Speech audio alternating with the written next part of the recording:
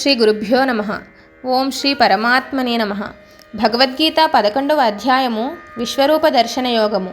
ఈ అధ్యాయమునందు అర్జునుని ప్రార్థన మేరకు భగవానుడు తన విశ్వరూపమును ఆయనకు దర్శింపజేసెను. ఈ అధ్యాయమున అధికాంశము కేవలము విశ్వరూప వర్ణనము దాని ప్రస్తుతియు కలవు. అందుచే ఈ అధ్యాయమునకు విశ్వరూప దర్శన యోగము అని పేరు ఏర్పడెను. అయితే 10వ అధ్యాయమునందలి 7వ శ్లోకము వరకును భగవానుడు తన విభూతులను, యోగశక్తిని, వాటి మహత్వమును సంక్షిప్తముగా వర్ణించెను. 11వ శ్లోకము వరకు భక్తి యోగమును దాని ఫలమును గూర్చి తెలిపెను. పిమ్మట 12 నుండి 18వ శ్లోకము వరకు అర్జునుడు భగవానుని స్తుతించుచు ఆయన యొక్క దివ్య విభూతులను, యోగశక్తిని విస్తృతముగా వర్ణింపుమని ప్రార్థించెను. అప్పుడు భగవానుడు 40వ శ్లోకము వరకు తన దివ్య విభూతులను వర్ణించి చివరగా యోగశక్తి ప్రభావమును తెలుపుచు సమస్త బ్రహ్మాండము తన ఒకే అంశతో వహింపబడుచున్నదని తెలిపెను. భగవంతుని నుండి ఈ విశేషములను తెలుసుకొని ఆ మహాస్వరూపమును అంటే సమస్త విశ్వము ఒకే భగవదంశలో స్థితమయ్యున్న స్వరూపమును ప్రత్యక్షముగా దర్శింపవలనన్న కోరిక అర్జునుని మనస్సులో కలిగెను. కనుక ఈ అధ్యాయమున మొదటి 4 శ్లోకములలో భగవానుని ఆయన యొక్క ఉపదేశమును ప్రశంసించుచు ఆయన విశ్వరూపమును దర్శింపజేయమని అర్జునుడు శ్రీకృష్ణ పరమాత్మను ప్రార్థించుచున్నాడు. ఓం శ్రీ పరమాత్మనే నమః. అథ ఏకాదశోऽధ్యాయః విశ్వరూపదర్శనయోగః. అర్జున ఉవాచ మదనుగ్రహాయ పరమం గుహ్యమధ్యాత్మసంహితం యత్వయోక్తం వచస్తేన మోహోయం విగతో మమ. మదనుగ్రహాయ పరమం గుహ్యమధ్యాత్మసంహితం యత్వయోక్తం వచస్తేన మోహోయం విగతో మమ. భవాప్యయౌ హి భూతానాం శ్రుతౌ విస్తరశో మయా త్వత్తః కమలపత్రాక్ష మాహాత్మ్యమపి చావ్యయం. భవాప్యయౌ హి భూతానాం శ్రుతౌ విస్తరశో మయా త్వత్తః కమలపత్రాక్ష మాహాత్మ్యమపి చావ్యయం. ఏవమేతద్యథాతత్వం ఆత్మానం పరమేశ్వర ద్రష్టుమిచ్ఛామి తే రూపం ఐశ్వరం పురుషోత్తమ. ఏవమేతద్యథాతత్వం ఆత్మానం పరమేశ్వర ద్రష్టుమిచ్ఛామి తే రూపం ఐశ్వరం పురుషోత్తమ. మన్యసే యది తచ్చక్యం మయా ద్రష్టుమితి ప్రభో యోగేశ్వర తతో మే త్వం దర్శయాత్మానమవ్యయం. మన్యసే యది తచ్చక్యం మయా ద్రష్టుమితి ప్రభో యోగేశ్వర తతో మే త్వం దర్శయాత్మానమవ్యయం. శ్రీ భగవాన్ ఉవాచ పశ్య మే పార్థరూపాణి శతశోథ సహస్రశః నానావిధాని దివ్యాని నానావర్ణాకృతీని చ. పశ్య మే పార్థరూపాణి శతశోథ సహస్రశః నానావిధాని దివ్యాని నానావర్ణాకృతీని చ. పశ్యాదిత్యాన్ వసూన్ రుద్రాన్ అశ్వినౌ మరుతస్తథా బహూన్యదృష్టపూర్వాణి పశ్యాశ్చర్యాణి భారత. పశ్యాదిత్యాన్ వసూన్ రుద్రాన్ అశ్వినౌ మరుతస్తథా బహూన్యదృష్టపూర్వాణి పశ్యాశ్చర్యాణి భారత. ఇహైకస్థం జగత్కృత్స్నం పశ్యాద్య సచరాచరం మమ దేహే గుడాకేశ యచ్చాన్యద్రష్టుమిచ్చసి.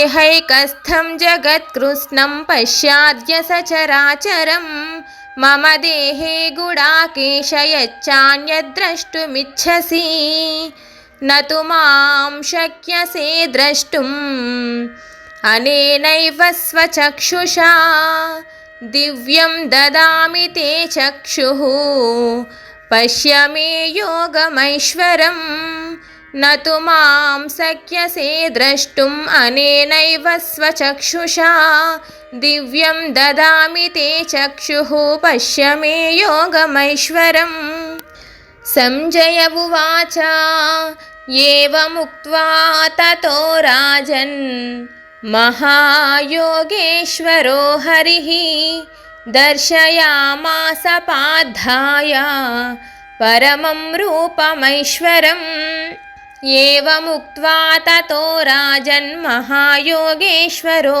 हरिः दर्शयामास पार्थाय परमं रूपमैश्वरम् अनेकवक्त्रनयनम् अनेकाद्भुतदर्शनम् अनेकदिव्याभरणं दिव्यानेकोद्यतायुधम् अनेकवक्त्रनयनम् अनेकाद्भुतदर्शनम् अनेकदिव्याभरणं दिव्यानेकोद्यतायुधम् दिव्यमाल्याम्बरधरं दिव्यगन्धानुलेपनं सर्वाश्चर्यमयं देवम् अनन्तं विश्वतोमुखं दिव्यमाल्याम्बरधरं दिव्यगन्धानुलेपनं सर्वाश्चर्यमयं देवम् अनन्तं विश्वतोमुखं दिवि सूर्यसहस्रस्य भवेद्युगपदुत्थिता यदि भासदृशी सा स्यात् भासस्तस्य महात्मनः दिवि सूर्यसहस्रस्य भवेद्युगपदुत्थिता यदि भासदृशी सा स्यात् भासस्तस्य महात्मनः तत्रैकस्थं जगत्कृत्स्नं प्रविभक्तमनेकधा अपश्यद्देवदेवस्य शरीरे पाण्डवस्तदा तत्रैकस्थं जगत्कृत्स्नं प्रविभक्तमनेकधा अपश्यद्देवदेवस्य शरीरे पाण्डवस्तदा ततः स विस्मयाविष्टो हृष्टरोमा धनञ्जयः प्रणम्य शिरसा देवं कृताञ्जलिरभाषत ततः स विस्मयाविष्टो हृष्टरोमा धनञ्जयः प्रणम्य शिरसा देवं कृताञ्जलिरभाषत अर्जुन उवाच पश्यामि देवांस्तव देवदेहे सर्वांस्तथा भूतविशेषसङ्घान्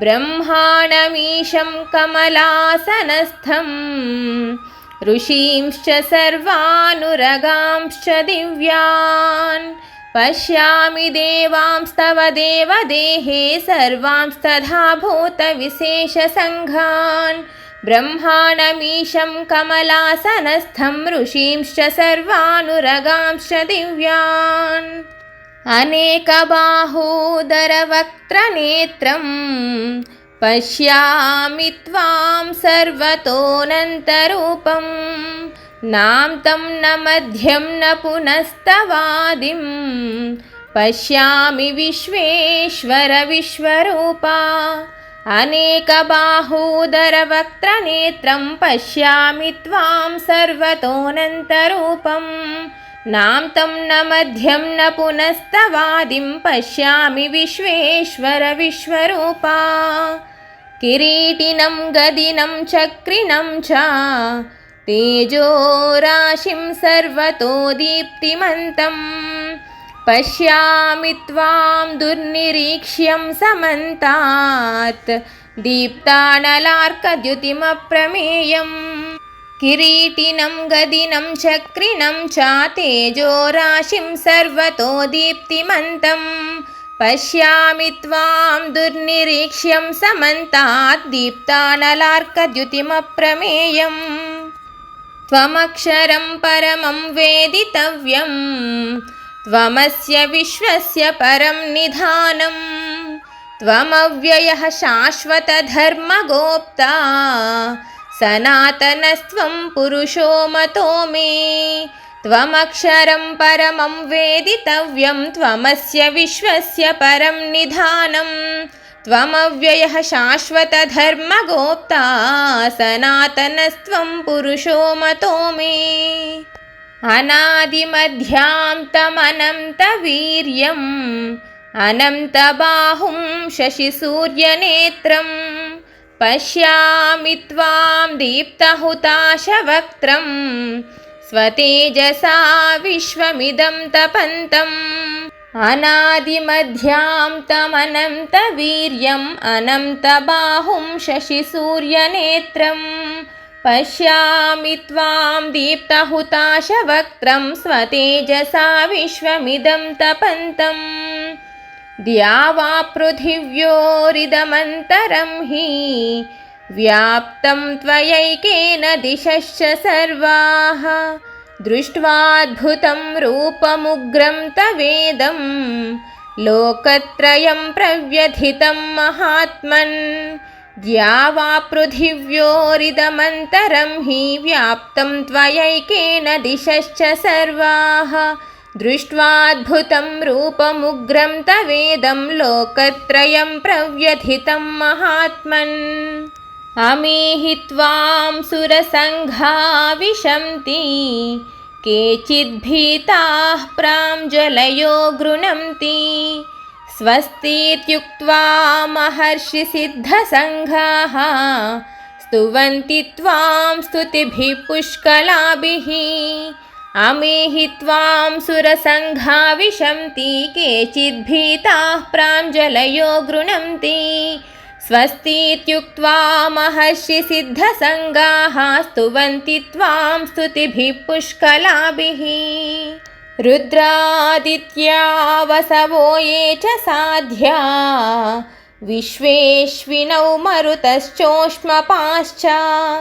गन्धर्वयक्षासुरसिद्धसङ्घा वीक्षन्ते त्वां विस्मिताश्चैव सर्वे रुद्रादित्या वसवो ये च साध्या विश्वेश्विनौ मरुतश्चोष्मपाश्च गन्धर्वयक्षासुरसिद्धसङ्घा वीक्षन्ते त्वां विस्मिताश्चैव सर्वे रूपं महत्ते बहुवक्त्रनेत्रं महाबाहो बहुबाहुरुपादं बहूदरं बहुदंष्ट्राकराळं दृष्ट्वा लोकाः प्रव्यथितास्तथाहं रूपं महत्ते बहुवक्त्रनेत्रं महाबाहो बहुबाहुरुपादं बहूदरं बहुदंष्ट्राकराळं दृष्ट्वा लोकाः प्रव्यथितास्तथाहं नभस्पृशं दीप्तमनेकवर्णं व्यात्ताननं दीप्तविशालनेत्रं दृष्ट्वा हि त्वां प्रव्यथितान्तरात्मा धृतिं न विन्दामि शमं च विष्णो नभस्पृशं दीप्तमनेकवर्णं व्यात्ताननं दीप्तविशालनेत्रं दृष्ट्वा हि त्वां प्रव्यथितान्तरात्मा धृतिं न विन्दामि शमं च विष्णो दंष्ट्राकराळानि च ते मुखानि दृष्ट्वैव कालानलसन्निभानि दिशो न जाने न लभे च शर्मा प्रसीद देवेश जगन्निवासा दंष्ट्राकराळानि च ते मुखानि दृष्ट्वैव कालानलसन्निभानि दिशो न जाने न लभे च शर्मा प्रसीद देवेश जगन्निवासा अमी च त्वां धृतराष्ट्रस्य पुत्राः सर्वे सहैवावनिपालसङ्घै भीष्मो द्रोणः सूतपुत्रस्तथासौ सहास्मदीयैरपि योधमुख्यै अमी च त्वां धृतराष्ट्रस्य पुत्राः सर्वे सहैवावनिपालसङ्घैः भीष्मो द्रोणः सूतपुत्रस्तथासौ सहास्मदीयैरपि योधमुख्यैः वक्त्राणि ते त्वरमाणा विशन्ति दंश्राकराळानि भयानकानि केचिद्विलग्ना दशनान्तरेषु सन्दृश्यन्ते चूर्णितैरुत्तमाङ्गैः वक्त्राणि ते त्वरमाणा विशन्ति दंश्राकराळानि भयानकानि केचिद्विलग्ना दशनान्तरेषु सन्दृश्यन्ते चूर्णितैरुत्तमाङ्गैः यथा नदीनां बहवोऽम्बुवेगाः समुद्रमेवाभिमुखा द्रवन्ति तथा तवामी नरलोकवीरा विशन्ति वक्त्राण्यभिविज्वलन्ति यथा नदीनां बहवोऽम्बुवेगाः समुद्रमेवाभिमुखा द्रवन्ति तथा तवामी नरलोकवीरा विशन्ति वक्त्राण्यभिविज्वलन्ति। हरिः ओम्।